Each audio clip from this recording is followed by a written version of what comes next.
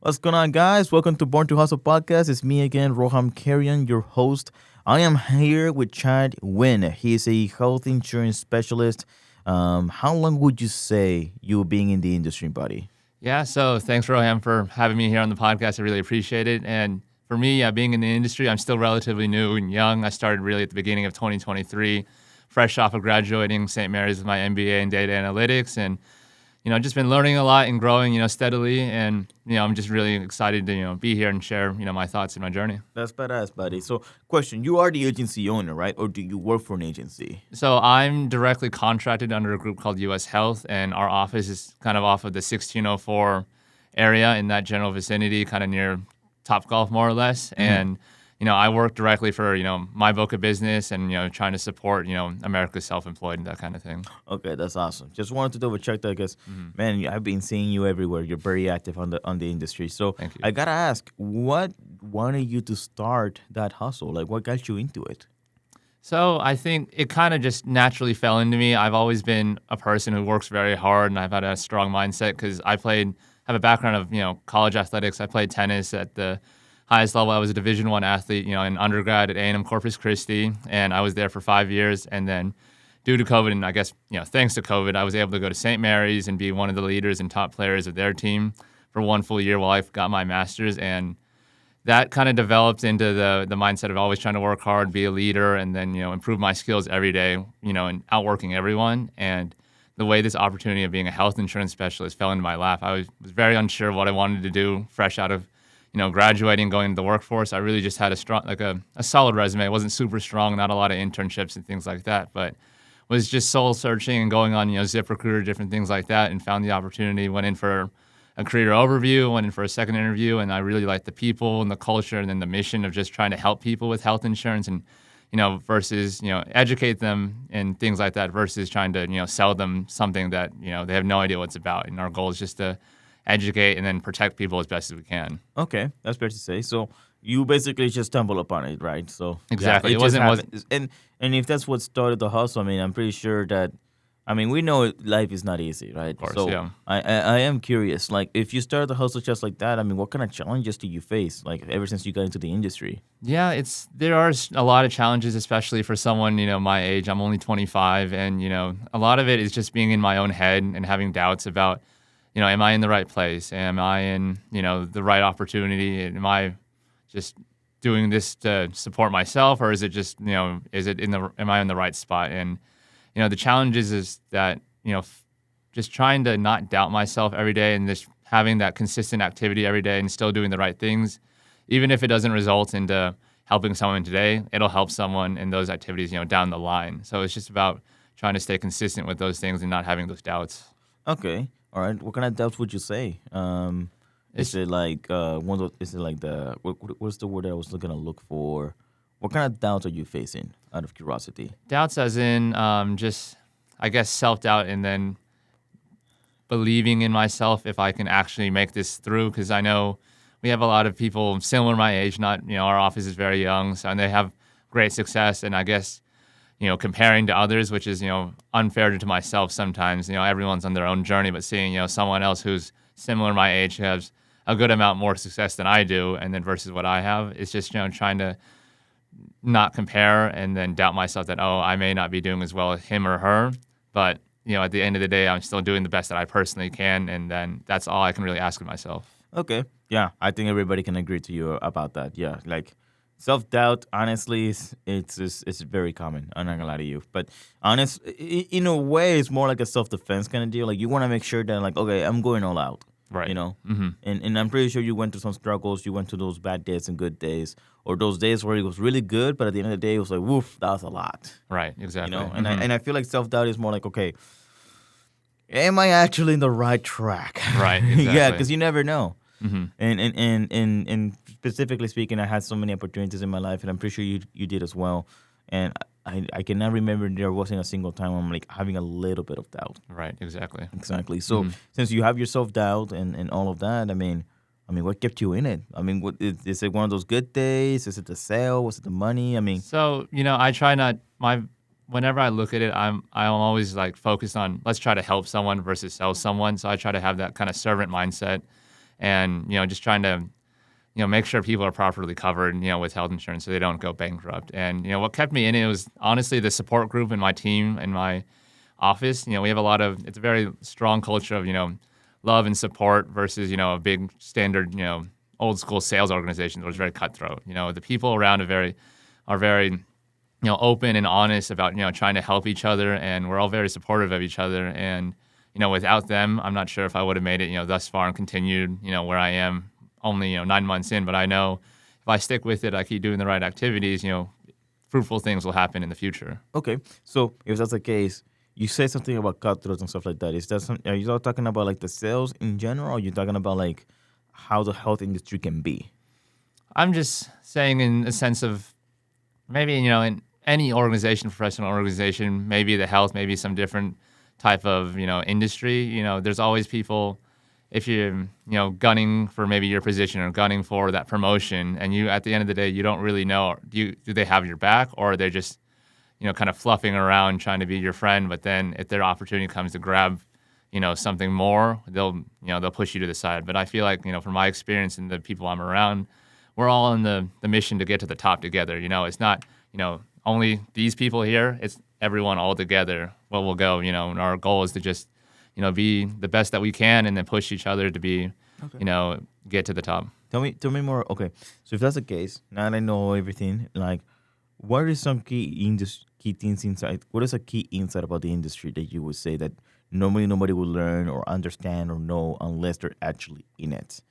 I would say there's a big misconception about health insurance and how it works. And, the way we operate on the private side of health insurance. So it's, standard organizations, they have, group plans or employer plans and other people. And there are also plans on the government side and through the marketplace or Obamacare. And the way we operate and the misconception about it is, people think that, just because you have health insurance, insurance is going to pay everything. That's not the case a lot of the time. Insurance is going to cover a good amount of it, but people still have some out-of-pocket costs and things like that so the insurance company, can make money. If we just, if the insurance company just collected premiums each month, they had to pay 100% of everything, then, it's not a good, business model. They're not going to make any money at the end of the day. So there is some ways, and our goal is just to educate people on how it works. So it'll save their skin, for bigger costs like a cancer or a car wreck or, those kinds of things. The insurance will cover the majority of, your treatments and things like that, but you still have to put up some money on your end just to, meet them, not in the middle, but let's just say like 20% of the way, and they cover the 80. Okay.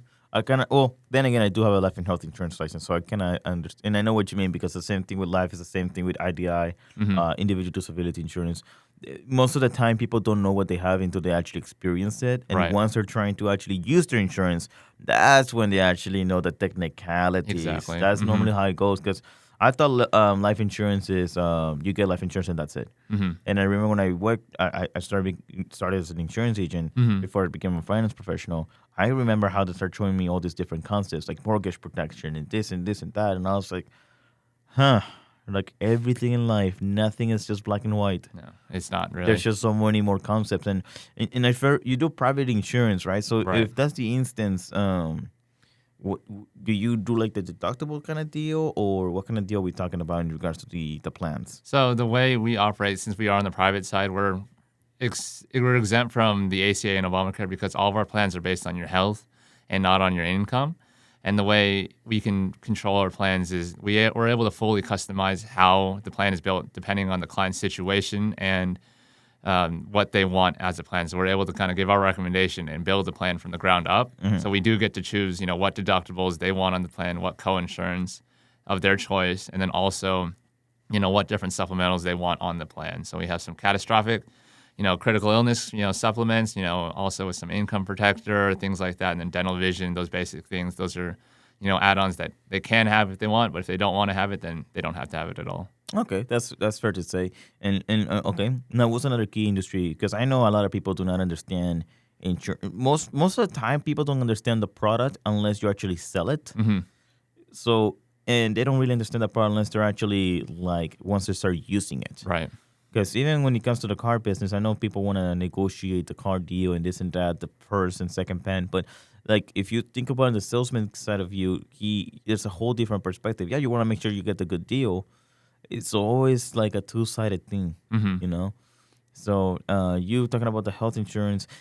Let me ask you something, because Mm-hmm. I learned this recently from someone else, but I don't know if it's actually 100% true. And you may not even have anything to do with this, but don't you have to wait a couple months before you can actually get paid? Or you have to have the plan in force for a couple months before you get paid or something like that? So the way I'm not familiar with how other health insurance organizations do their payout structure, but with ours we have ways to kind of get paid and more on the front end pretty soon. And they also have ways to get it as earned, where it's kind of you build up your kind of monthly check per se, your monthly salary, just because you have your book of business and it builds, so it can grow up month to month. And there's also a way to get a thing we call advances to help with the payout a bit more, and then things like that. So it comes a bit quicker. So Oh, it depends on, how you want to organize it and you structure it yourself personally, agent to agent. what if the person decides to cancel the plan between the first 6 months? Yeah, that's, completely fine. Our plans, they're not contracts. You're not locked into anything like that. But yeah, you know, it's depending on how many months they make a payment, that's how many months you get, of our percentage or whatever it may be, and then that's perfectly fine. They're open and able to do that, as they feel so. So it does affect us, but at the end of the day, it's their plan. They could choose, if they want to keep or if they want to leave. Yeah, because I remember somebody told me something like that, if they have 6 months and after the 6 months you don't have to worry about it, but if it's before the 6 months, they could like what's called a reversal. Mm-hmm. And he says and that everybody's trying to compete against your rates, and that's the hard thing about health insurance. So I was gonna wonder if you're facing that problem. From time to time, there are some people that have, canceled, pretty early on. And at the end of the day, it's more of not that they don't want the plan, but it's more of just, personal finance, thing, their own budget, things like that. Of course, people want, the best plan and the great plan that we offer out there. But at the end of the day, if they can't afford it, they can't afford it. And, sometimes that's the harsh reality. I've had that come into play with people similar to my age where, they're just starting out, getting into their careers, and maybe they're not offered health insurance, and obviously their budget's tough and they're not making a lot of money right now. They have to focus on paying off their rent, their cars and stuff first, and health insurance is the last thing on their mind. So I have run into that before, but I'm not trying to. I'm not letting it affect my stride. Oh, I mean, of course. I mean, Mhm. obviously, that's how it is in this profession. Like, you Right. get people canceling you. You get people who don't even. They say they're gonna pay, they're not gonna pay, or they say they're gonna Right. get into it, they never do. And some of them will actually commit, and some people just do compliance. There's a difference between compliance and commitment. I don't know if you know that difference.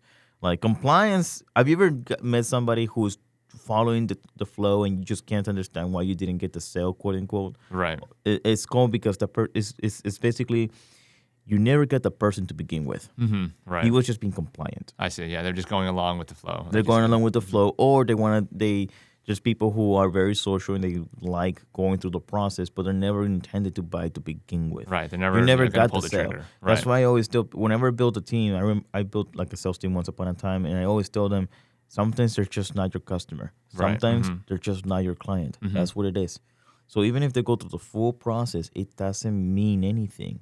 It can mean something to you, and that's why you're continuing going back at it. Mhm. But it's not gonna mean anything until he actually becomes official. Right. And official is once you actually do the point of no return, aka the point of sale. Yeah. But yeah, there's times when they go through compliance instead of actually giving you commitment. So Mhm.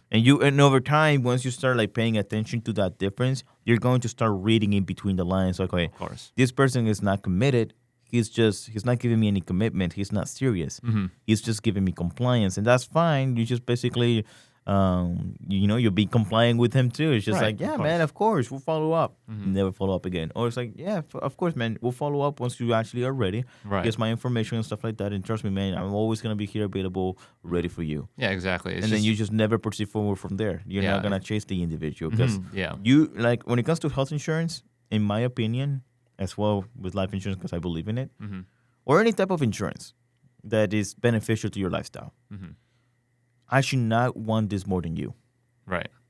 That's my motto and everything. Mhm. So when I'm giving you health insurance or IDI or LTC, which is long term care, Mhm.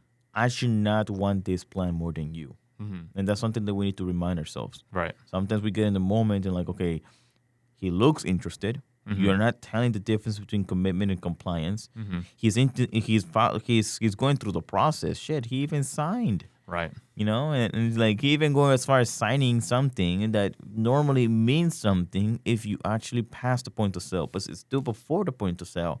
So it doesn't contractually do anything. It can easily be voided. Right. So he signed. That doesn't mean anything. Mm-hmm. Yeah. So that's just something that I've always noticed. And I know that personally speaking, since it's a very competitive industry. Right. Of course it is. Yeah. At the end of the day, it becomes more about who you are and if they like you and trust you. 100%. Yeah. I know one of the things I've been focused on more recently is just, personal branding, trying to, focus on, being there as a person, trying to be more relatable, strong rapport and those kinds of things versus just telling them this is A, B, and C of the plan, take it or leave it. No, I'm trying to, be more personable and, show them, hey, I'm a real person. I have, hobbies. I have a lifestyle. I have a fiance that I'm going to need to support in the future with our family. And, at the end of the day, this is how one of the ways I'm doing that. So I need to, I've been trying to stress, I'm not just some sleazy salesman on the phone. I'm trying to, genuinely help you make sure you're covered on your worst day of your life. I mean, of course. And to be honest with you, some things are just not your customer. You got to click. Of course. Mm-hmm. I mean, if you guys are not clicking, because, I don't know, are you the type of agent that once they got on board, are you their point of contact, or is it also become an 800 number? No, so I am their point of contact. I'm their personal agent, through and through the plan, I'm the one who helps, file, any accident claims, any reports, things like that, make sure the insurance works properly and make sure different things get paid out to them, upon whatever may happen. So, I'm always a phone call or text away. That's what I tell them. And, I stay true to that. I've had people call me and say like, hey, I this, and this, I need help with that. Of course, let me help you out, make sure this gets, worked properly. And, I'm, if I don't respond to a call, then they feel free to text me and I'll get back to them when I'm able to, Okay, that's awesome. So that's my preferred ones. So I like Of those course. stuff. Yeah, because you can actually. I don't like the 800 number. I don't think anyone does. Nah, I mean it does help out when you're a large company, but like when it comes to, I feel like, especially for business owners, they don't want to go through an 800 number. Like if they need something to get done, same thing with the work side, right? You do business solutions. Business solutions? Yeah, like employee benefits and stuff like that. Like you go to a business and say, yes. "Hey, man." Yeah. So, in my terminology, we call it worksite or business solutions. I see. It means the same thing. Actually, it was called worksite before they start calling it business solutions. Gotcha. So that's my terminology. Where basically you go to an employer and you just like, because that's what I used to do. I used to go mostly on business to business. So in regards to the insurance side, Right. So you done that before, right? So are you still their point of contact, or they go through like a department So specifically? if I'm working with the full small business of anyone, I'm still there. Each client and each of their families still point of contact. The whole process of getting them all signed up, it does take more time because obviously it's a bigger than just one-off mom and pop guy who doesn't have any insurance for him and their family versus a smaller business of like let's say HVACers or electricians. I'm still their personal point of contact. I'm their health insurance representative for their business. And then, if anything happens, I'm their first point. Okay, and that's just for the business owner or for the employees as well? And the employees as well. I'm they each have my personal cell and my number. So if their plan's not working properly or something happens, they can always reach out to me. And then, obviously, if the boss is the same deal, I work with all of them. Okay, perfect. Just wanted to double check because I know some of them, they do like this hybrid of between like I am your point of contact, but we also have different departments that can help you out in case for whatever X, Y, and Z reason. Right. So, okay, so you're 1,000% the point of contact. So you're basically that one-man duo in regards to their health services, which is really cool. You're probably the first one that I met doing all of it. Thank you. No, yeah, like 100%. Some of them was like, oh, yeah, man. But also in my business solutions, we have something called X, Y, and Z. Right. And those are the ones who actually take care of it. Or like, I do business solutions, but in the residential side, it's different. So it's a hybrid of both, or some, like maybe it's more common than I've known, but yeah.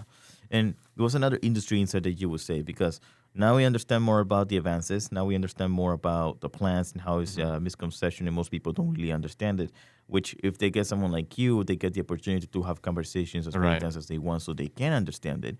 So, what's another key insight of the industry that you would not know? Like, what is something you didn't know until you started step to into the become an role. Right. agent. So, obviously someone who was just in school and stuff, I didn't know the first thing about health insurance until I really started with the role and, learned a lot within my first month or two. And, one key thing I would say that is not very well known is that there are plans that are medically underwritten, which basically means for anyone that's very healthy, that doesn't have any major issues, they qualify for this plan, which gives them better benefits at a lower cost because they are very healthy, which means they're low risk to the insurance company. So that's why we're able to give them better benefits at a lower premium rate because, they're low risk. Okay, that's fair. Okay, you remember? Yeah, but underwriters and stuff like that. I remember all of that. Hmm. So now, since you've been doing this, what will be an advice you would give to your younger self? Now that you've been doing this for 9 months, Hmm. if you can go back and tell Chad Nguyen or Chad Nguyen, Hmm. that's how you pronounce it, right? Right. Chad Yeah. Nguyen.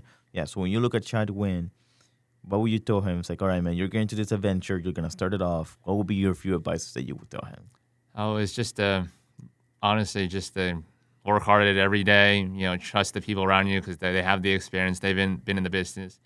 Look at their example and do exactly what they say. Don't reinvent the wheel.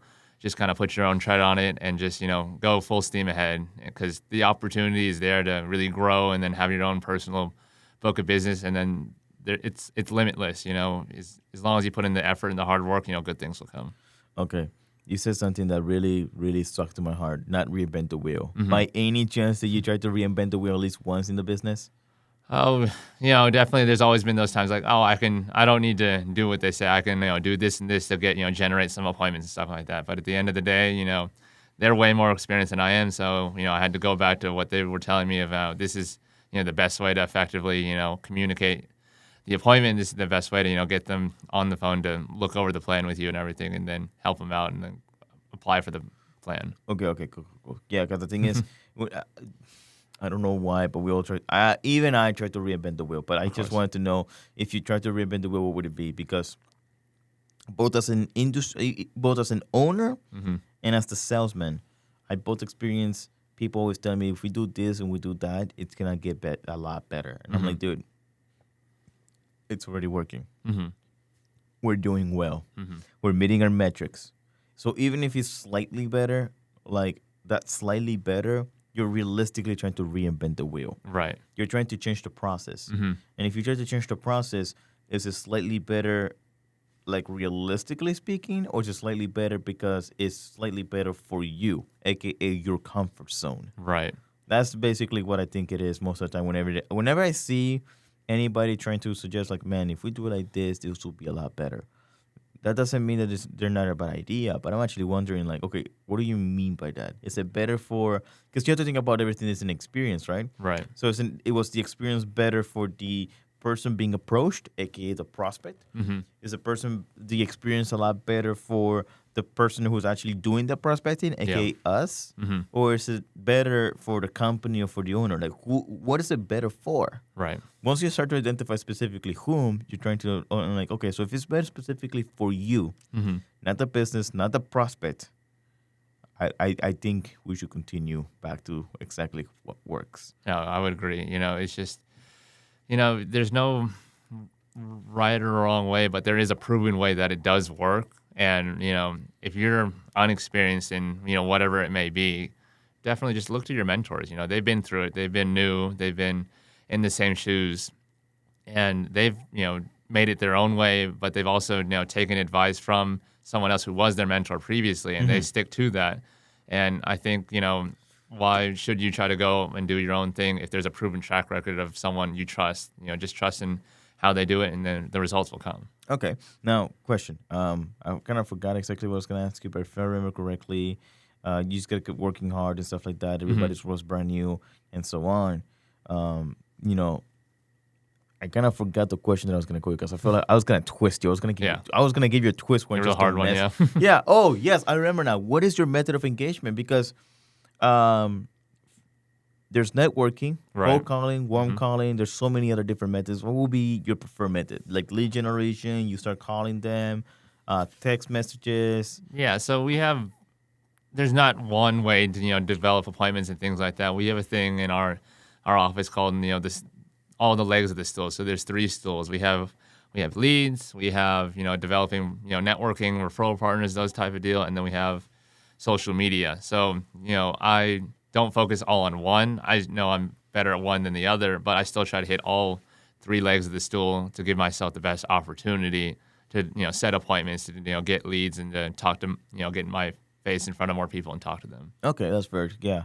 The terminology that I've learned, so that's a new one for me because I learned the five name flow sources. So what are your five sources to identify, and find name flow? And name flow is getting X amount of minimum names per week.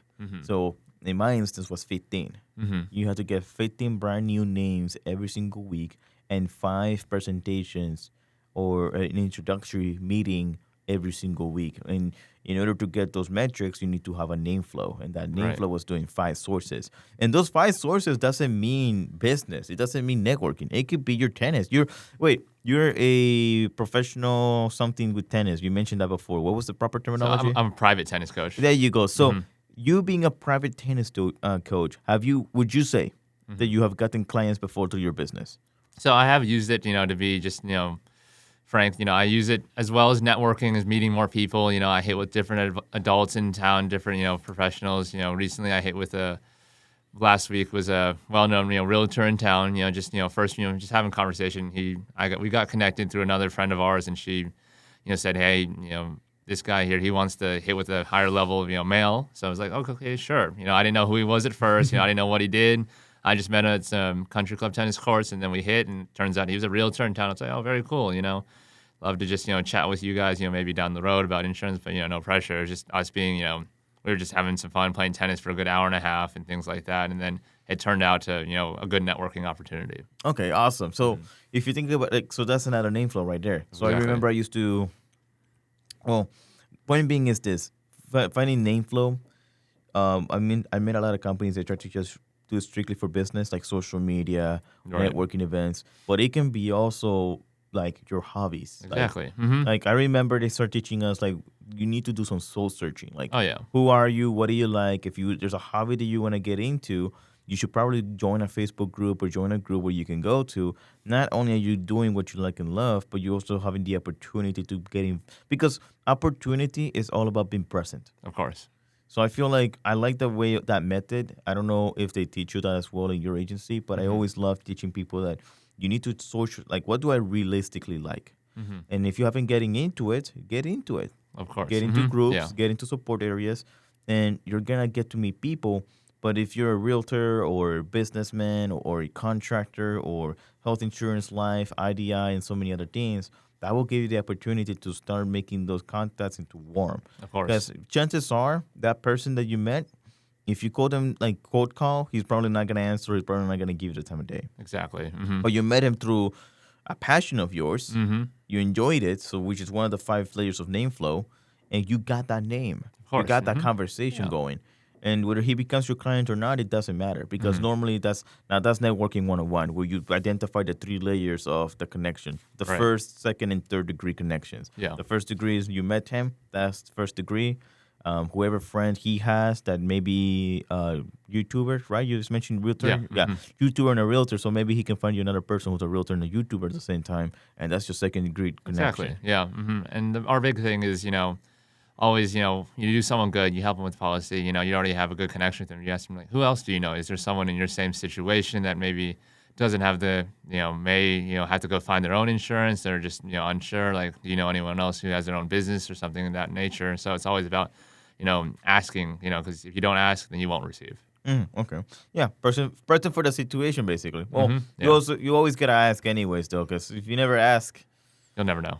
not only that, even if you're having a conversation, we're talking about the topic. If you don't ask for business, they're not gonna give you business. Exactly. So and I've noticed that some of us are very shy and we're waiting for them to make the sale. Like, we're talking about it, and you're hoping that he will say, "Well, sign me up." Right. It's not gonna happen. No. You gotta ask the question. So, Mr. X, Y, and Z, what do you say? Are you against the idea of getting into a cup of coffee meeting and let's just go ahead and get you to within a policy? Yeah. Or let's just start building a quote. How old are you? I already know your details. Let's just see what those numbers look like. Exactly. Because if you already have health insurance, that's great and all, but have you ever looked into like more caring plans or this side of the plan Right. or something more custom to your niche or something that I learned as a finance professional? What if the plan changed? Mm-hmm. Exactly. Life changes dramatically. What if the plan has changed? That's what you have to do on your reviews. I don't know if you do any of your reviews, but that's what you do on your reviews. You want to say, hey, man, what's going on? And update the plan. Maybe they got a child now. Exactly. You know? Yeah, maybe the work plan has changed. Every year they have to renew. Maybe they switch to a different company, and then the benefits change, and you maybe Or not maybe be well they're thinking protected. about, like, I got a company that is offering me health benefits and it's cheaper through their work. But the thing is, I already know that work site or business solutions is dramatically different from the private side. Exactly. So chances are, yes, it is cheaper. But like you said, many people don't understand health insurance. They have this misconception, right? Right. So chances are they're going to get into a plan that they're not 100% sure about. Right. And also don't be afraid of losing business. You just got to take that L. Exactly. So if the plan is better for them and that means they're no longer going to be your client, then so freaking be it. Yeah, that's fine. I'm always saying, if there's a better place out there, yeah, sure, go for it. I don't want to, be so tied to you, like, oh no, don't leave, please, nothing like that. If there's a better plan out there and it's a better situation for you and your family, then go for it. By all means. Yeah, YOLO, literally. Let it be. Yeah. No, legit, because the thing is, most of the time if you're willing to let them go, you never, that little, it's going to sound cringy, honestly, but like, como se dice, like, and she really loves you or something like that, let her go and she'll come back or something yeah, like that that. one Yeah, song, those yeah, guys will come exactly. back. They'll come back. They Yeah. love you, bro. Like, you let them go, they'll come back. Exactly. Or they'll come back with a friend or two or four or five. Right, Like, exactly. and if they never come back, that means they were definitely got a good deal. And Mm-hmm. sometimes you just mind it. We all mind our own business. Right. I mean, bro, there's so much people out there in today's world. Oh, yeah. There's so much opportunity. What's his name? Howie Nestel. I don't know if I pronounce his name correctly. I suck at names. Okay. So he told me how he's being a marketer for 30 years Okay. and how he was always the rainmaker and how he has made so much money and so on and so on. And he told me I have over 15,000 clients. And Okay. I'm just like, wow, That's a big. ridiculous number. Oh, yeah. But he told me, however, you talk a lot about world domination. That's me. I talk a lot about world domination. Well, you're about to find out soon. Okay. But I talk about it a lot. And the quote is more like world domination down to your own definition. Mm-hmm. It doesn't mean that I'm actually going to dominate the world. It just means don't be afraid to actually do it. Right, exactly. That's what it means. It doesn't mean that, like, am I expecting to actually dominate the world? No, not really. But am I afraid to do it? No, I'm not. That's what it means. You just got to go all out. Right. So he told me, like, well, Roham, I had over 15,000 clients, and that's less than 1% of the market. Right. And I'm just like, well, that's freaking stupid. Yeah, exactly. Because he tells me everything. And I'm just like, yeah, but that's still just 1% of the market. And I'm just like, damn, I mean, I don't know what to tell you, bro. I never had 15,000 clients. But still, in my opinion, that's still a flex, Yeah. like a No, it hardcore is. flex. That's 100% definitely it is. That's definitely impressive in my opinion. So and he talks about it so casually. I'm just like, dude, I'm gonna burn your car or something. Like, get your 15,000. I got 15,000. Oh, okay. Yeah. You like your car? Like, so casually, but Exactly, it's yeah. so much opportunity, anyways. Oh, yeah. So, for those who are actually listening and they're actually interested in becoming a health insurance industry, like, there's competition, Oh, yeah. no matter what. But there's just so much opportunity. Don't be afraid of it. It Oh, doesn't yeah. matter. Because Yeah. every time I do a brand new venture, so when I started this podcast, how are you gonna compete against all this medium? Mm-hmm. I don't freaking know. I'm just gonna do it. You're just going to do it. Yeah, and just all gas, no brakes. You know? Again, like world domination. Don't be afraid of doing it. Just Exactly. I don't know if I'm ever gonna be the #1 podcast, but I'm not afraid to get there. Yeah. Just do it. Exactly. Whether I get there or not, well, we shall find out. I'm not a freaking wizard. Yeah. I wish I was though. That would Yeah. so cool, bro. Yeah. Honestly, imagine everything just like it's a brand new car. Yeah. Just start It's magic. or yeah. turning that. this table into gold and start selling it. Man, my retirement will look good. I'm just Oh, yeah. just saying. But yeah, don't be afraid of it. And have you ever got concerned with competition before? Like after everything that you've been in the industry, after all the challenges, and now that we know how you started, how you kept it, and what advice you would give yourself, I mean, what would you say about the competition?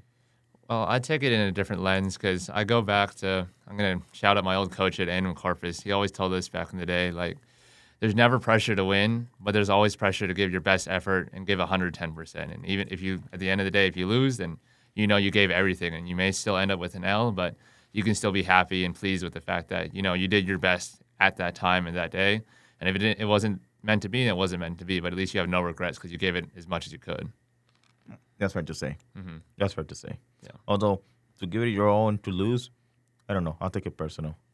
A little personal, but yeah. I'll start looking at my enemy and be like, all right, bro, like, how? Right. Start learning what they do so they fucking kick their ass at a personal level. True. Yeah, you take it day by day, you know, and there's obviously you can learn from the loss and everything like that, but still, you know, you can tweak some things here and there, but still you can adjust your activities, do better, you know, the next time some situation like that comes around. Oh, yeah, 1,000%. Oh, yeah. Okay, and so you don't regret being in the industry whatsoever, right? You enjoy it thus far? No, I think I've been blessed with the opportunity with the people I'm around, and I've been put in this position, you know, by God, and all grace to Him, and just, you know, I'm just very pleased, you know, where I'm at. But I would say I'm very thankful for where I'm at, but not pleased with where I'm at currently. I'm always striving for more. Okay, that's fair to say. Okay, now if you mentioned the way you mentioned it, got me sparking another different type of curiosity, because I'm pretty sure there's some people who went through what you went through and they freaking hate it, you know, like freaking nope, not for me whatsoever. So I'm wondering, is it the profession itself that you love the most and you appreciate the opportunity, or is it the environment that you got into within that industry, aka your team, that you would say that is the reason why you love it and you're blessed to have this? I think it's both. I think without the support of the team and the people there, I would have probably crashed out already. But the support from them, and then their leadership and them being able to help no matter what.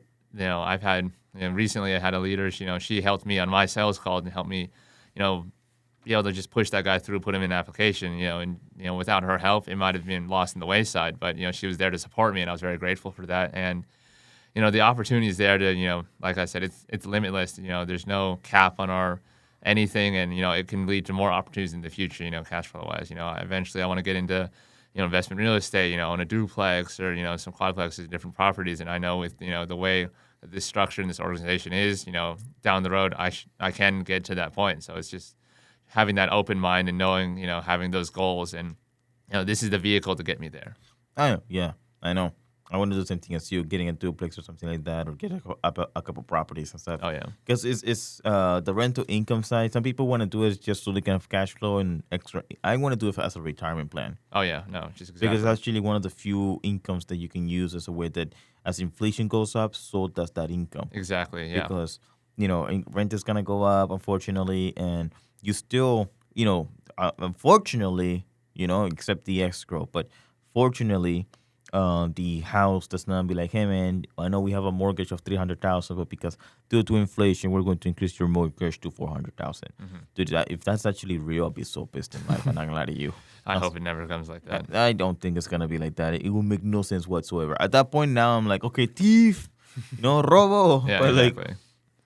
but because of that aspect alone, I know that if I ever have a portfolio, which I used to recommend these people, if you want to have a real estate portfolio, not as a business, not as a side hustle, but as a way to retire and just have that additional income and build equity and so on and so on, because you can use that equity to make equity loans or use it as collateral, and you can do different opportunities with it. Having 8 is a good number, because with 8, you can actually comfortably retire. Oh, yeah. And you can get one brand new property every 12 months once you get your first. Oh, yeah. So that means that within a span of 10 years, let's just assume a few hiccups or whatever reason, you can have your rental income retirement portfolio that by the time you're 65 to 67, chances are it's going to make you a 6-figure income.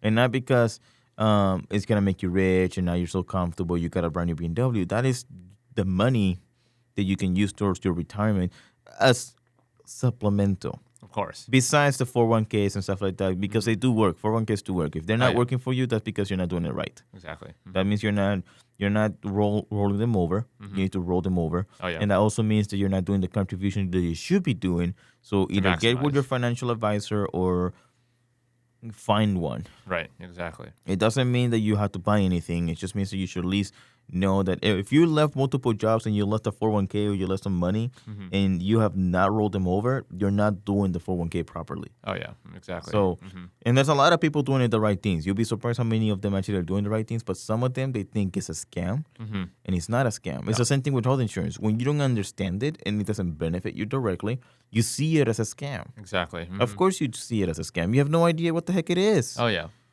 You know? But if you understand it, just like you understand, do you think health insurance is a scam? Do you think about it? People, at the end of the day, I tell people, like, if I'm being honest, I say this, health insurance, it is kind of like a scam.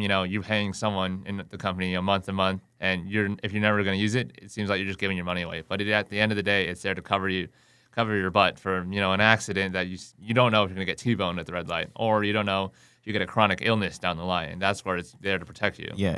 Well, the way I got thought about health insurance was the when insurance, because you will get sick. It's for the what ifs. Yeah. Well, not much on the if. There is an if factor, but realistically, when it comes to our health, there's always a when.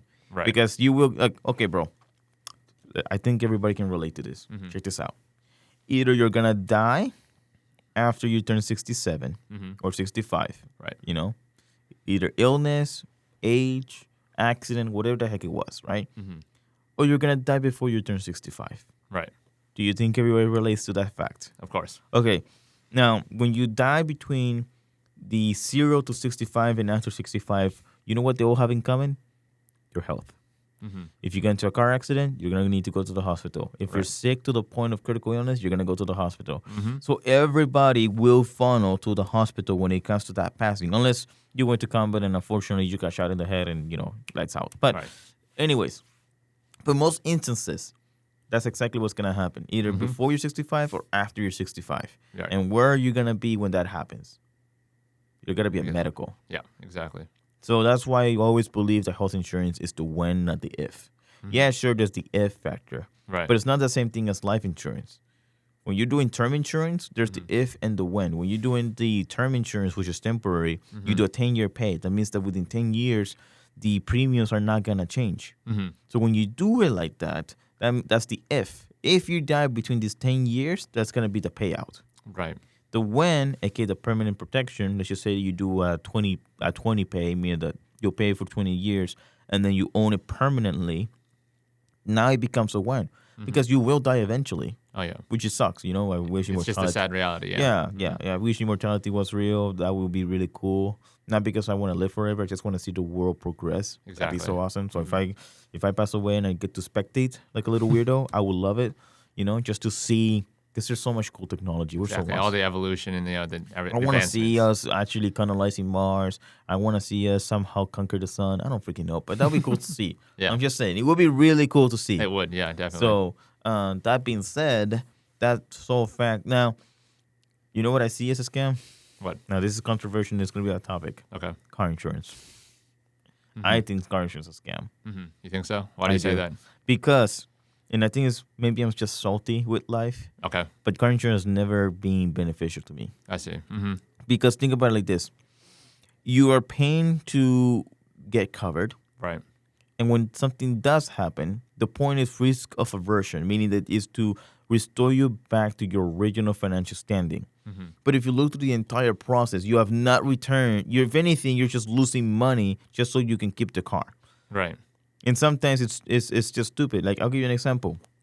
My sister, she crashed her Mitsubishi. It was the SUV version. I don't remember. The Outlander, I think that's what it's called. The Mitsubishi Outlander. So the car, I think it was $18,000 or $20,000. It was brand new. So 2018 Mitsubishi Outlander. It was beautiful. It was nice, whatever. And, como te digo, like, my dad has been paying Geico for around 18 years. Okay. And I'm not talking about specifically to Geico. I'm talking about the induced. So if it goes Allstate or whatever the freaking heck it was, it would have been the same instance. Yeah. If you would have done the math, my dad has basically paid around $80,000 worth of insurance. Wow. So $80,000. So that means that if I would have never gotten insurance and saved that money as a vehicle reparation account, or if I had like a savings, he would have put those $80,000 in savings. My sister got into a car crash. and she would have either pay off the car, get a new one, or just repair the car. Right. They totaled the car. Even though Right. the car was repairable, they say it was totaled. Yeah. So my sister, fortunately, Geico decided to pay the equity of the vehicle, Okay. and therefore my sister had positive equity, and she was able to get out of the car. Okay. That's awesome. Beautiful. You know what they did? They increased his rates, almost double. Oh wow. And I get it. It's because you got into a car accident, this and that, and supposedly now there's risk or whatever the heck and other technicalities. But Right. dude, if I'm paying you for you to insure me, it doesn't mean to increase my rates. Oh, it's because you're a car accident. Yeah, no shit. Yeah. That's why I pay you. Exactly. I'm Yeah, paying you yeah. because if I get into a car accident, you're gonna basically make sure that you put me back to my original financial standing. That's why I'm paying you. Right. So when I'm paying you and I make a claim on what I'm paying you about, and you increase my insurance because I made a claim about what I'm paying you about, that's the thing that doesn't make any sense to me. Like if you have to pay a deductible. Right. And it doesn't increase your insurance rates, that's beautiful because that's exactly what I'm paying you for. Exactly. Yeah. So I remember me and my dad, even myself, we got into an argument. We just left him, but we were just like, "Hey, it's like, yeah, it's because your car, bro. That's exactly what I'm paying you for. Right. I'm paying you for in the instance that I get into a car accident, right? Yeah. So that's the thing. So what I basically saw was, oh, so you just want your money back. You made a payout. You made $80,000 profit. Right. Profit because there was no claim whatsoever. Yeah. And then we made a claim. You lost $18,000 and you doubled the rate, almost $800 Wow. a month for insurance on the if, not a when, because there's a difference. On the health insurance side, it's a when. Right. Yes, there's an if factor, Right. but it's a when. Right. On the cars, it's literally an if. Yeah. Very true. It's one, like whether you have it for 20, 40, 60 years, this car is an if no matter what. It's not a when. Because as long as nobody hits you, it will never be a when. But if you do get hit, that was the if. That was the accident. Right. That's why I think they're a scam. Yeah. No, I do Like see where they you're coming increase from. your rates on what you're paying them for. Right.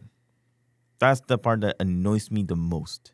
Yeah. And it comes to the point that sometimes I probably should not be admitting this over the mic, but it probably comes to the point that I go to a local Mexican shop. Okay. They sell insurance, and I told him, man, I want you to give me insurance, but don't even bother giving me a number. Don't even bother giving me a service number because I'm not gonna call you. Yeah. Like I only do it netapa, like legit, Yeah. for the paperwork Yeah. Exactly. for the state, Yeah. which I believe that, in my opinion, capital products, like products should not be by law. I don't think that you should get health insurance by law, and I don't think you should get car insurance by law. Because they already know they're gonna get business because it's the law. Right. There's no innovation. There's no competition. Life insurance is not a law. So if you get into the life insurance game, you're gonna see so many different concepts, so many different solutions, hybrids, innovations. You know why you see all those innovations? Because they have to be competitive. Right. Of Because course. people They need don't be have to different. get it. Right. Why would I get something on the if side or the when side? Like, why would I get it? So you need to be creative. When was the last time you saw a car insurance policy getting creative? It feels like it's been the same for years. It's been and the years. same. They don't need to because they're going to get business no matter what. Right. You get messed up, we're going to pay it. Well, guess what? Because you got into a car accident, we're going to increase your rates. Right. That's why I think it's a scam. That's why I don't think it should be a law. That's why I don't think like life insurance, I believe it like a passion. Some people don't, whatever. It's to each its own. Right. But I don't think life insurance should be a law. And I don't think health insurance should be a law. Oh, the millions of lives that can be saved. Really? Really? Mm-mm. It's not. You're making it worse. Right. So, the same thing, like, oh, it's because if he doesn't get insurance, the car insurance policy will not pay it or will not insure you. We'll tell you what, if you make it a law, obviously they're going to give you those turnarounds. But if it's no longer a law and you say, oh, well, he didn't have car insurance, so we're not gonna cover you. What do you think you're going to do as a customer? You would leave then. You're leaving. So do you think they will eventually get their head out of their you-know-what and, be like, okay, we're going to insure you because they don't want to lose their customers. Of course. Yeah. Like literally, you need to force them for innovation. They get comfortable. I mean, Geico No, they has really the do. stadium. They have this. And great success to them. No hate to Geico. They're awesome. at the end of the day, because they have their stories where they have helped a lot of people. Of course. But I still think that car insurance to the core, it is indeed a scam, in my opinion. Yeah. Of course. All my cars, I've always repaired them. Yeah. No, you have that background, and definitely with your father, just working with your own two hands to make sure things get fixed and settled depending on the situation. It's just cheaper in general, dude. Like realistically speaking, for example, I remember when I had the Kia. I used to have a Kia. You know those things on TikTok when they found a way how to basically bypass the the security mechanism. Yeah, on the Kias. they stole my car. So, anyways, no. yes, yes. So you've had two cars that's been stolen. Yes, Oh, in gosh. my entire life, yes. In Gepeyard, Kentucky, I got the Scion, and then here in Texas, I got the Kia. Yeah, so I Sorry to hear. remember when they broke the back of my window, the rear driver's side. They broke it. They came to the front.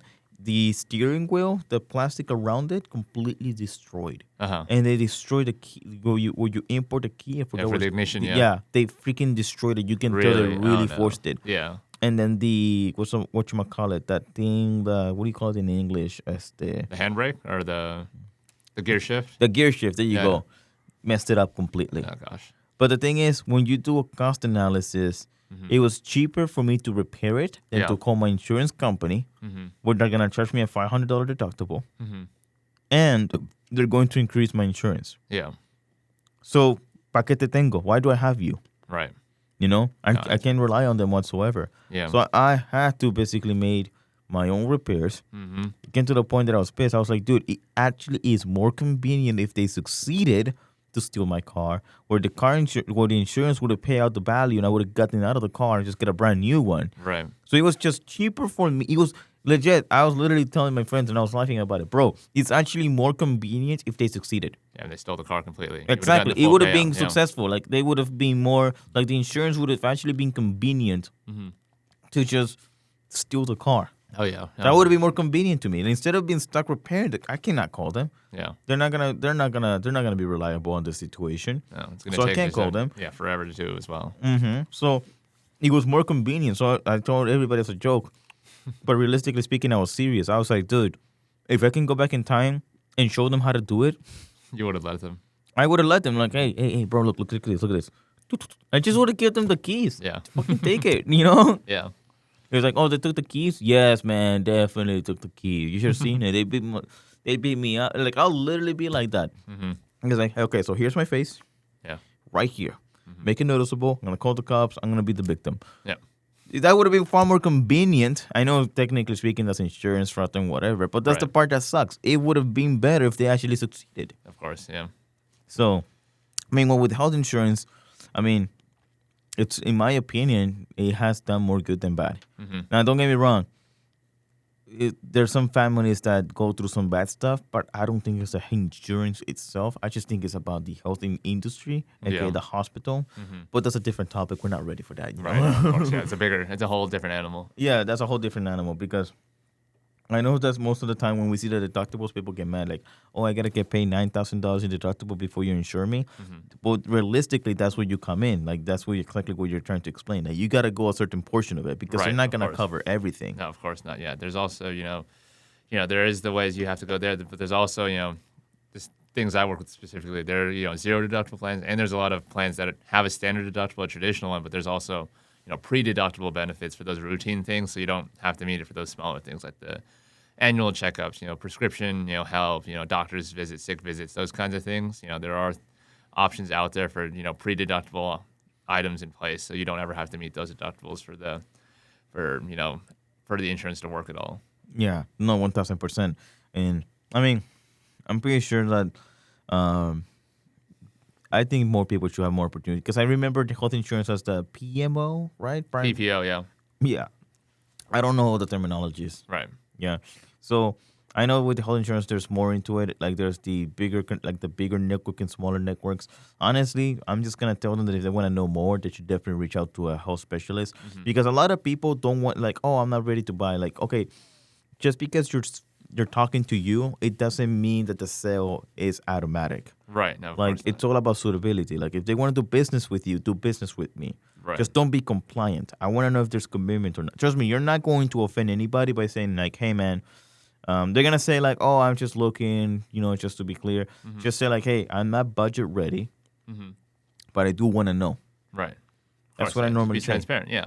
Be super transparent because obviously some health specialists and like agents in general are gonna find a where they can help you, Mm-hmm. and if you can afford it, you can do it, then why not? Right. Of course. So, but if you say like it's not within my budget at the moment, then I'm like, okay, bro, you think 3 months from now maybe it will be like, yeah, okay, cool, there you go. Now you have the specialist who's gonna tell you everything without him expecting anything from like without expecting a sale like right this, Exactly. like That expectation's already there. It's already open air. yeah, And build then, the expectation because that's why I know. Well, I personally force the client to tell me like, all right, man, like let's be honest here. We're gonna talk about retirement, for example. I always tell people I should not care about this more than you, mm-hmm. and I learned that from my mentor, Lara. So I actually learned that from her. She was the one who taught me how to be a professional in finance and so on and so on. Mm-hmm. And just to in the industry, if anything, she's a partner now. So just being a partner, but just doing very well. And she told me that I should not care about this more than you. You know? Mm-hmm. I agree. And when she said that to me once, I remember that it got stuck with me, and I've been doing that to everybody ever since. So I'm like, hey, health insurance, X, Y, and Z. Yes or no? They told me the truth. It's like, oh, well, X, Y, and Z. Like, no, it's just told me the truth. Yeah. I should not care about this more than you Mm-hmm. because I'm going to be fine.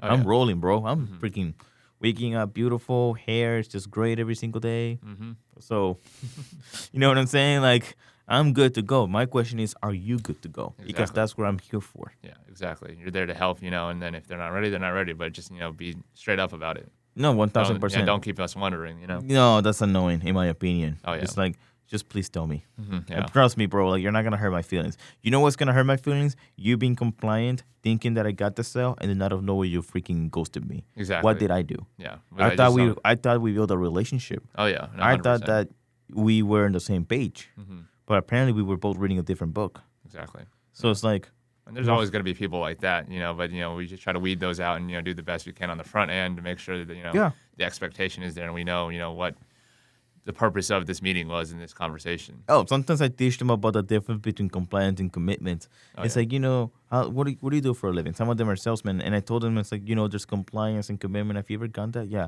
And I go straight, like, once you teach them the concept, I'm like, okay, man, now, are you be compliant or you giving me commitment? And you can see that face of like you just call them out. Oh, yeah. But the thing is, when I told them that, I'm trying to give what is called a preemptive strike. A preemptive strike is basically like you're like showing a concept or talking about something, and then when you attack them, you're not trying to really attack with a knife. Uh-huh. You're just trying to like go towards that direction. Right. And it's a preemptive strike. It's supposed to be like a softer way of calling someone out in a way that you can go more straight to the point Yeah. without offending the individual. Exactly. So when I say something like that, they're like, I'm gonna be honest with you, Chief. I'm just being compliant. I'm Mhm. just like, all right, bro. I mean, we'll continue. We continue the conversation, but at that point, I no longer care about the sale. Which, realistically speaking, you should never care. You should focus on the presentation, and the sale will come. Yes. So, but at that point, I wouldn't even ask for a follow up meeting. Mm-hmm. I'd be like, man, if you ever need to talk about it, if you want to, you want to learn more, and aka be compliant, because I'm not gonna say aka be compliant, but if you want to learn more, here's my number. You got everything. Let's do this. Right. Exactly. Here's my calendar. Exactly. Mhm. Because at that point, I just know there's compliance. But if I know there's commitment, I just like, okay, man. So Monday, Tuesday, Wednesday afternoon. So I start scheduling the follow up because I know there's commitment. Oh, yeah. But once I know there's compliance, just be like, hey, man, here's my calendar. Let's talk whenever you're ready. Yep. Exactly. You just got to do it like that Yeah, just sometimes. real open ended at that point. Yeah, well, sometimes they do come back because sometimes the good thing about compliant people, if you approach them correctly, they will come back. Oh, yeah. Like, they will come back. Yeah. Those are the people if you push too much, then you're going to lose them. It's just that they're going to feel like they cannot come back to you. Exactly. Mhm. Because I know some of them feel like they played you or they feel like they learned from you, but they feel like they cannot come back to you. Right. Because maybe you believe there was some type of commitment and you basically did what we call chasing the squirrel. Mm-hmm. And obviously what happens to the squirrel? The squirrel goes to the tree and never to be seen again. Mm-hmm. Right. It's going to go home. Oh, yeah. You're never going to see the squirrel again. Yeah. If you see a squirrel, It's probably a different squirrel. Yeah, exactly. That's normally how it goes. So You never see it twice. that's why you don't chase the squirrel. Yeah. Don't chase it, because if you chase it, you're not gonna see it. Oh yeah. That's something that we need to pay attention to, especially if we assume there is commitment and we don't understand that it's just compliance. You're chasing the squirrel. Oh, yeah. And even though the squirrel will need your services, the squirrel will not be willing to come back to you. Yeah. So, but other than that, Chad, I appreciate so much coming for the podcast. And we're almost to the end of the recording. We're almost end of the episode. And all I can say is this: anything that you want to promote or shout out for the last 30 seconds, anything at all. Yeah, well, just appreciate you having me on the podcast. It's been a great time. My first experience. I've been just very blessed and fortunate that you reached out to me. So thank you for that. And then, me, I'm Chad, the insurance lad. If you guys ever have any questions about health insurance in general, just feel free to reach out. And I'd love to just look at some plans with you, see if you're in the right place for yourself. Okay, awesome, man. I appreciate it. So, other than that, guys, I'm gonna go ahead. If you guys want to get in contact with Chad on this episode, there's gonna be a link where he's gonna have his digital business card, and as well a calendar link, or if you want to schedule yourself as a free consultation. Remember, guys, just when you have a conversation with someone like Chad, it doesn't mean that you're buying, and we understand that and we know that. Trust me, we do. It just means that you want to spark the conversation. And realistically, all we care about is the moment you're ready, come back to us. Or if there's someone that you can click on relationship-wise, because remember, he's going to be your point of contact, your agent, then that's understandable as well. That's why I never get mad if anybody ever gets the client, because, that happens to me sometimes. And when I see it, it's like, oh, they clicked better. Right. Relationship-wise, it was just better. And if I am going to be your financial advisor or your financial professional, and in your case, you're going to be their health insurance specialist, then you want someone that you can have a conversation with and talk to. Oh, yeah. So trust me, we're not going to take it personal, because the competition is there, but the competition realistically is who do I can click on? Because we are all cool. We're all professionals. The knowledge is there. We're all licensed. The difference is, do we click? So Exactly. go ahead and reach him out. Thank you. And stuff like that, because trust me, he's a workaholic. I seen his activity, so he's definitely gonna be active with you, promise you. But other than that, guys, thank you so much for listening to Born to Hustle podcast, where we basically find out more about what ignited the hustle, what kept them in the hustle, and basically what advice they would give themselves to the younger selves. You guys have a good day, and other than that, see you next time. Thank you, everyone. Take care. Hoorah.